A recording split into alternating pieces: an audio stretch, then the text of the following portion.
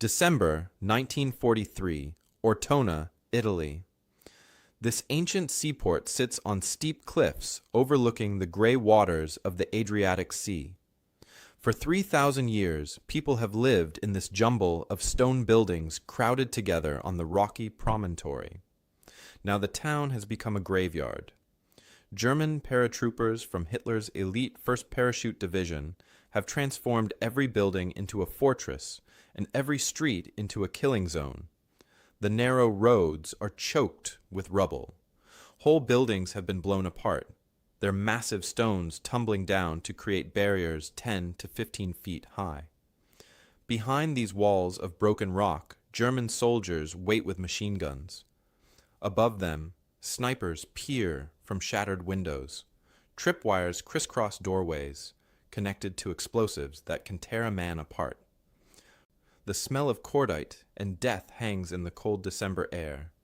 This is where the Canadians are heading, and the Germans know exactly who is coming for them. A warning order has been passed down through the German ranks. The words are simple and terrifying. You are fighting an elite Canadian-American force. They are treacherous, unmerciful, and clever. You cannot afford to relax. One German officer will be so concerned about facing these soldiers that he promises a 10-day vacation to the first man who captures one alive. The Germans need to know what they are up against. They need to understand their enemy, because the stories they have heard from the Great War still echo in their minds. Back in 1918, German commander Erich Ludendorff sat in his headquarters when the reports came flooding in. Canadian forces had smashed through his defenses at Amiens. They advanced 13 kilometers in a single day. His soldiers were surrendering in massive numbers. Others were fleeing in panic. Ludendorff called it Black Day of the German Army. Now, 25 years later, a new generation of German soldiers faces the descendants of those same shock troops. The stakes in Ortona are enormous. By December 1943, Nazi Germany controls most of Europe. Millions suffer under occupation. The Allies need to break through the winter line that runs across Italy. They need to push north toward Rome. They need to drain German resources away from other battlefronts. But the Germans have prepared for this moment. They have turned the Italian mountains and rivers into a defender's paradise. In just 1 month of fighting in Italy, Canadian casualties will reach 2,265 men. 484 of them will die. Nearly 1/4 of all Canadian losses in the entire Italian campaign will happen in the single month that soldiers will call Bloody December. The cost is almost too terrible to imagine. The old way of fighting is not working. When Allied infantry cross open streets, German machine guns cut them down. When Sherman tanks roll down the main highway through Ortona, hidden anti-tank guns destroy them one by one. The Germans know every angle.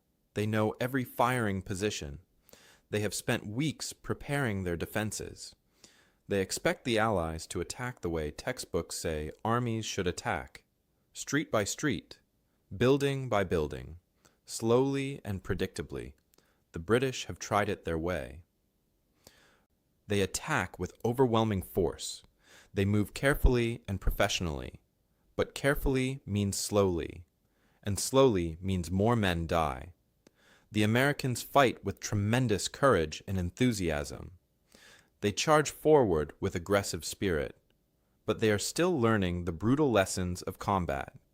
They make mistakes that cost lives. The Canadians are different. They have always been different. These are not professional soldiers from military academies. These are volunteers from the far edges of the British Empire, lumberjacks who spent years felling giant trees in British Columbia forests, trappers who tracked animals through the frozen wilderness, fishermen who worked the brutal waters off Newfoundland, miners who dug into mountains for gold and coal, farmers who wrestled crops from the hard prairie soil. These men know cold. They know hardship. They know how to survive when survival seems impossible. Captain Bill Longhurst of the Loyal Edmonton Regiment is one of these men. He joined up when Canada called for volunteers. He trained in England with thousands of others. He landed in Sicily and fought his way up the Italian boot. Now he crouches in a stone building in Ortona while bullets chip away at the walls around him. His men are trapped. The building they occupy is secure for now, but they need to advance. The objective is 2 buildings away. Between here and there lies 30 feet of open street. Longhurst has already watched good men try to cross that killing ground. The German machine gun crews know their business. The bodies in the street prove it. The standard military doctrine is clear. You suppress the enemy position with artillery and machine gun fire. Then infantry rushes across the open ground. Then you clear the next building. Then you repeat the process. This is how armies have fought since the beginning of warfare. This is what they teach at staff colleges. But Longhurst is not thinking about what they teach at staff colleges. He is thinking about how to keep his men alive. He is thinking about the mission. He is thinking about the stone walls around him. Something occurs to him, something obvious that no one else has noticed. The ancient buildings of Ortona were built close together, very close. Their walls touch. The stones that separate one building from the next building are thick, but they are just stones, and stones can be broken. Longhurst looks at the interior wall. He looks at his engineers. He looks at the Teller anti-tank mines they carry. Those mines are designed to destroy 30-ton tanks. What would they do to a stone wall?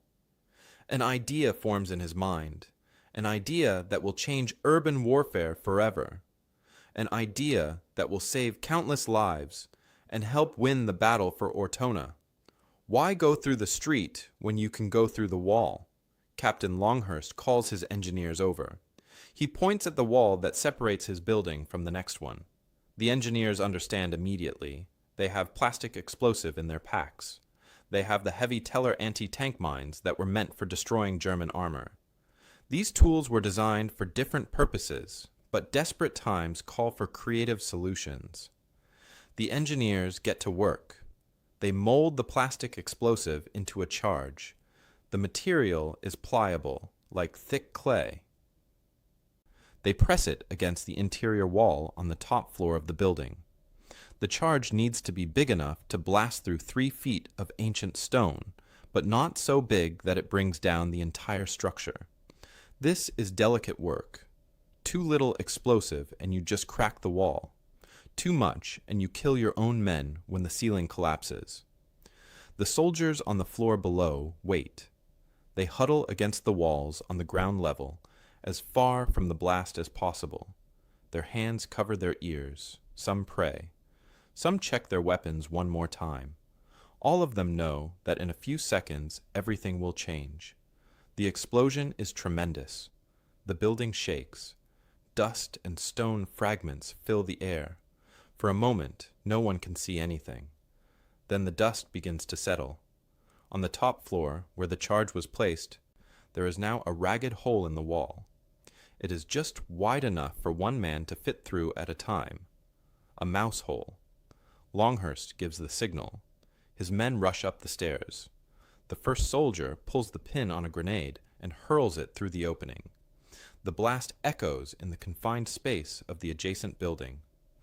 Before the smoke clears, Canadian infantry pour through the hole. Their Tommy guns bark in short, controlled bursts. They clear the top floor room by room.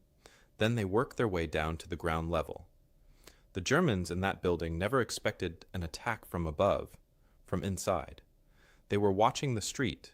They were ready for soldiers to come through the door or the windows. They were not ready for enemies to suddenly appear from the floor above them, blasting through the ceiling and walls. Within 20 minutes, the building is secure, and now Longhurst's men can do it again. They move to the far wall of this new building and repeat the process. Mold the explosive. Set the charge. Take cover. Blast the wall.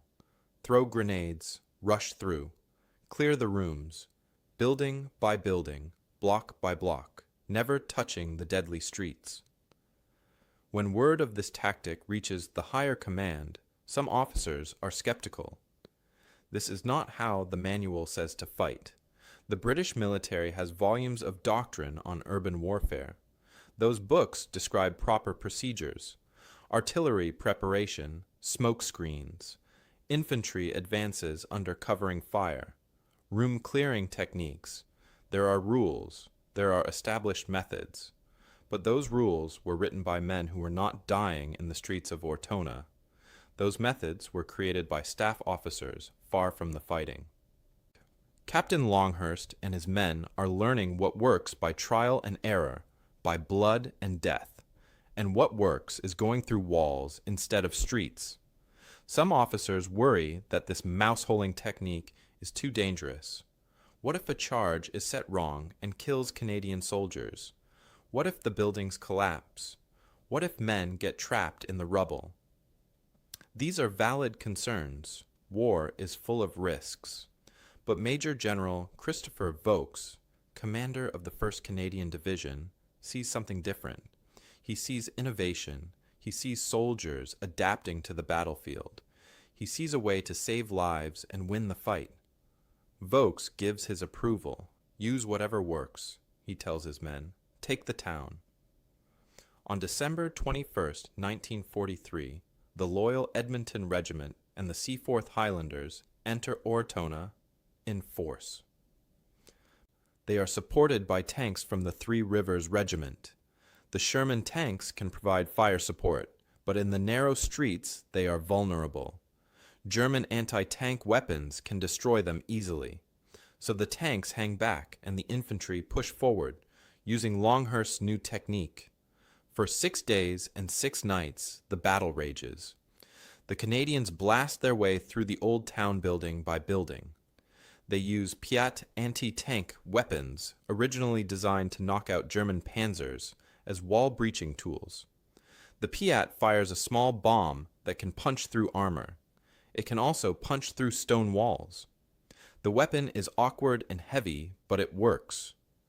When Piats are not enough, the engineers use larger charges. Sometimes they use the Teller mines themselves. These German mines were designed to destroy tanks, but they work just as well on walls. The irony is not lost on the Canadian soldiers. They are using captured enemy equipment to defeat the enemy. Inside each building, the fighting is brutal and close. Soldiers throw grenades around corners. They fire their weapons in hallways barely 6 feet wide. They fight hand-to-hand when ammunition runs low. The Tommy guns, with their high rate of fire and 45 caliber rounds, are perfect for this kind of combat. At ranges of 10 or 15 feet, they are devastating. The mouse-holing technique allows the Canadians to move through entire city blocks without exposing themselves to the German guns that cover the streets. The Germans fortified the ground-level entrances. They positioned machine guns to fire down the roads. They expected the Canadians to come from predictable directions.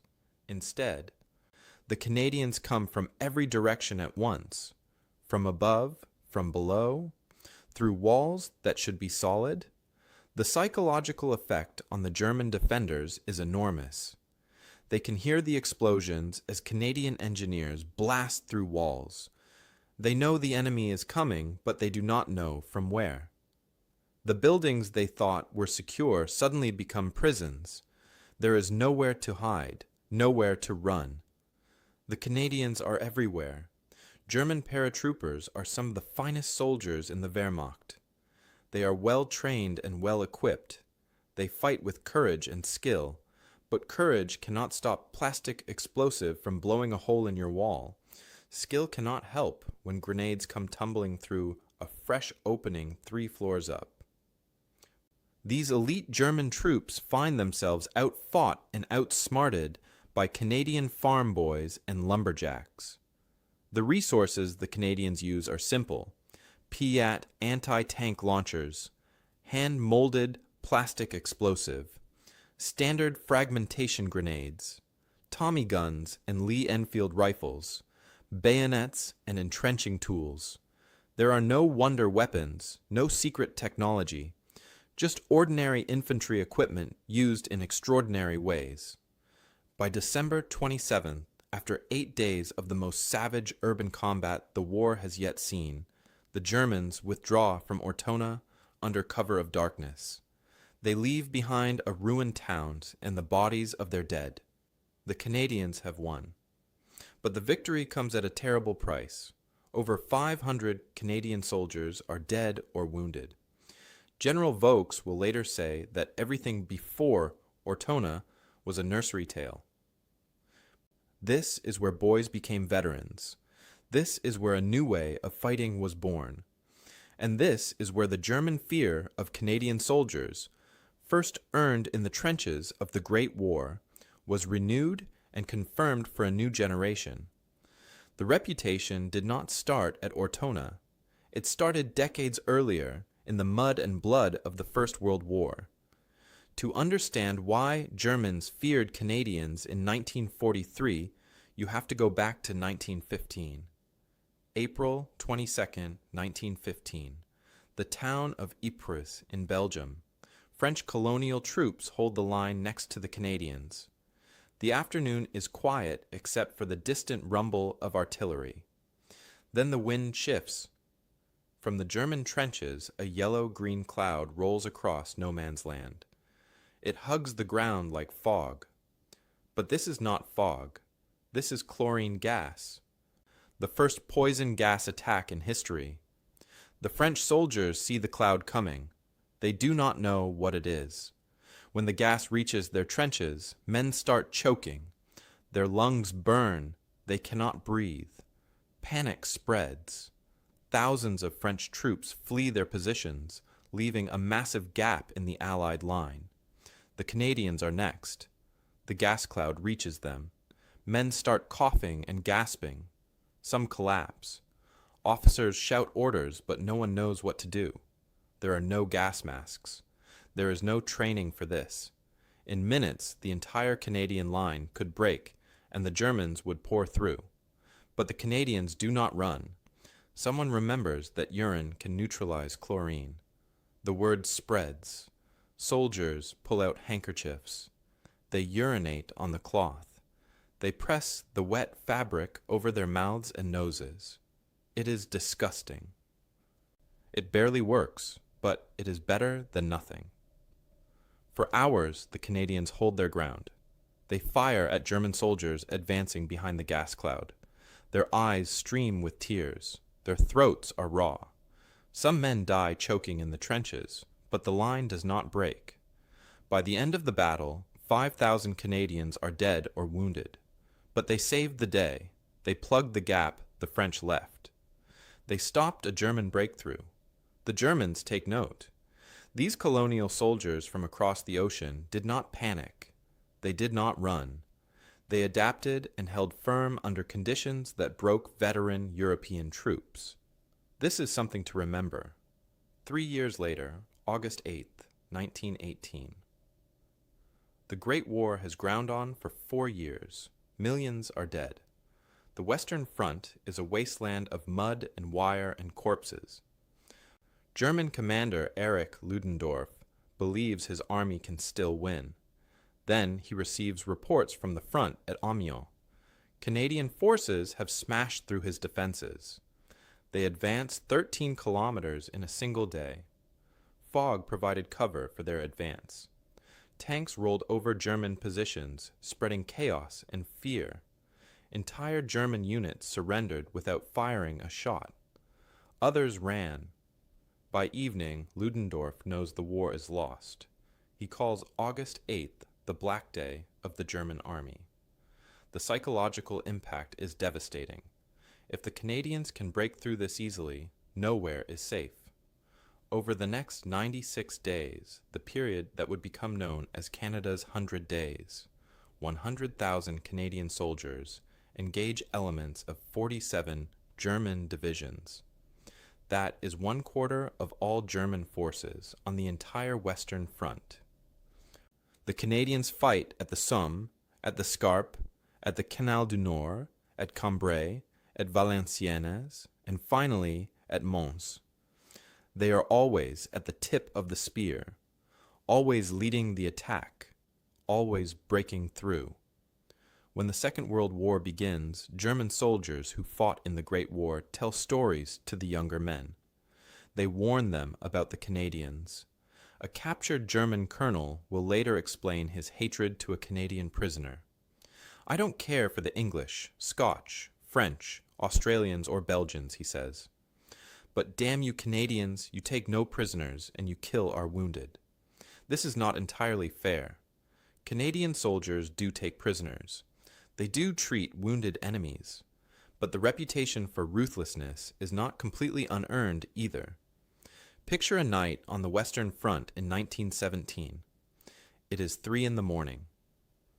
Most soldiers on both sides are asleep. The only sounds are the distant thump of artillery and the occasional crack of a sniper rifle. Then, from the Canadian trenches, dark figures emerge. They have blackened their faces with burnt cork. They wear thick rubber gloves. They carry clubs studded with nails. They carry push daggers and trench knives. They carry grenades and wire cutters. These are the trench raiders. They move silently across no man's land. They know where the gaps in the barbed wire are because they cut those gaps during earlier patrols. They know where the German sentries stand because they have watched for days. They know which dugouts hold German officers. The raiders reach the German trench. A sentry turns. Before he can shout a warning, a Canadian soldier is on him. The fight is quick and brutal. More raiders drop into the trench. They move fast. Grenades tumble downstairs into the dugouts below. Explosions, screaming, the crack of rifle fire. German soldiers scramble out of their bunks. Some grab weapons, some try to surrender, some just run. The Canadians move through the trench system like ghosts. They destroy equipment. They capture prisoners for intelligence. They kill anyone who resists. After 20 minutes, they vanish back into no man's land. In the morning, the Germans find their trench wrecked. Dead soldiers lie everywhere, and on some of the bodies, there are small stickers. The stickers show a unit patch in words in German. Das dicke Ende kommt noch. The worst is yet to come. Other Allied forces conduct trench raids too, but the Canadians become obsessed with them. They raid more often than anyone else. They develop better techniques. They create specialized weapons just for raiding. When other nations grow tired of the casualties and stop raiding, the Canadians keep going. An Australian officer will say that raids are not worth the cost, and his men do not want to do them anymore. The bloody-minded Canadians disagree. They raid German trenches until the very end of the war. This aggressive, innovative style of fighting carries over to World War II. On D-Day, June 6, 1944, the 3rd Canadian Division lands at Juno Beach. British forces land at Gold and Sword Beaches. American forces land at Utah and Omaha. All 5 beaches see heavy fighting. But by the end of D-Day, the Canadians have advanced farther inland than any other Allied force. They push nearly to Carpiquet Airfield, their assigned objective. The British are described as competent and professional, but slow. They attack only when they have overwhelming superiority. The Americans are seen as enthusiastic and aggressive, but inexperienced. They make mistakes that cost lives. The Canadians are different. They combine aggression with adaptation. They learn from every fight. They share lessons across units. When something doesn't work, they discard it and try something new. This makes them unpredictable. This makes them dangerous. The mouse-holing technique developed at Ortona spreads. Other Allied forces adopt it. After the war, it becomes part of NATO military doctrine. Today, armies around the world teach urban warfare tactics that trace directly back to Captain Longhurst's innovation in December 1943. An even more dramatic example of Canadian fighting effectiveness comes from the 1st Special Service Force. This is a joint unit of 1,800 soldiers, roughly 1,200 Americans and 600 Canadians. They are nicknamed the Devil's Brigade. At Anzio in Italy, they hold 13 kilometers of front line with a force that is 40% under strength. They fight for 99 consecutive days without relief. The statistics are staggering. For every man the Devil's Brigade loses, they kill 25 enemy soldiers. For every one of their men captured, they take 235 prisoners. They conduct aggressive night patrols. They leave their trademark stickers on German corpses and fortifications. Die Schwarzen Teufel. The Germans call them the Black Devils. By 1945, Canada's contribution to the war effort is enormous. From a nation of just 11 million people, 1.1 million Canadians serve in uniform. The Royal Canadian Navy becomes the 3rd largest navy in the world, behind only the United States and Britain. The scale of this mobilization is remarkable. 1 in every 10 Canadians is in military service. The mouse-holing of Ortona, the trench raids of the Great War, the shock attacks that broke German lines again and again. These are not the actions of naturally violent men. These are the actions of soldiers who refuse to lose, soldiers who adapt, soldiers who fight not for conquest, but for freedom. And that makes all the difference. The tactics that Captain Longhurst pioneered in the rubble of Ortona did not die when the guns fell silent. They lived on. The mouse-holing technique became standard military doctrine. Today, armies around the world study what happened in those ancient Italian streets. Military academies teach the lessons learned in December 1943. Urban warfare manuals include diagrams showing how to breach walls and clear buildings room by room. The aggressive patrolling methods developed in the trenches of World War I evolved into modern special operations doctrine. The Canadian Special Operations Regiment traces its lineage directly back to the trench raiders who terrorized German positions with their nighttime attacks. Joint Task Force 2, Canada's elite counter-terrorism unit, follows in the same tradition of innovation and aggression. The influence extends beyond Canada's borders. The United States Army Special Forces, commonly known as the Green Berets, claim descent from the 1st Special Service Force. The Navy SEALs study the same principles. When American and Canadian commandos formed the Devil's Brigade in 1942, they created a blueprint for all special operations forces that came after.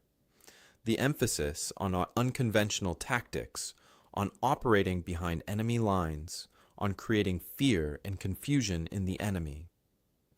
These are the hallmarks of modern special forces, and they all trace back to those early experiments in combined arms raiding. But the most powerful legacy of Canadian soldiers in World War II is not military. It is human. It is the bond formed between liberators and the liberated. It is the friendship between Canada and the Netherlands that continues to this day. In the spring of 1945, 175,000 Canadian soldiers fought to free the Netherlands from Nazi occupation. For 5 years, the Dutch people had suffered under German rule. Food was scarce, fuel was gone. During the hunger winter of 1944 and 45, over 20,000 Dutch civilians starved to death. Children ate tulip bulbs to survive. People burned furniture to stay warm. It was a desperate time. Then the Canadians came. Town by town, village by village, they drove the Germans out. Dutch civilians lined the streets, waving flags and throwing flowers. They cheered until their voices were hoarse. They wept with joy. After 5 years of darkness, light had returned. The liberation came at a terrible cost. More than 7,600 Canadian soldiers died freeing the Netherlands. They are buried far from their homes in 3 immaculate war cemeteries maintained by the Dutch people. The graves are perfectly kept. Fresh flowers appear regularly. Dutch schoolchildren visit to learn the names of the fallen. On December 24th each year, candles are lit in remembrance. The Dutch have never forgotten. They cannot forget. In 1945, Princess Juliana of the Netherlands sent 100,000 tulip bulbs to Ottawa as a token of gratitude.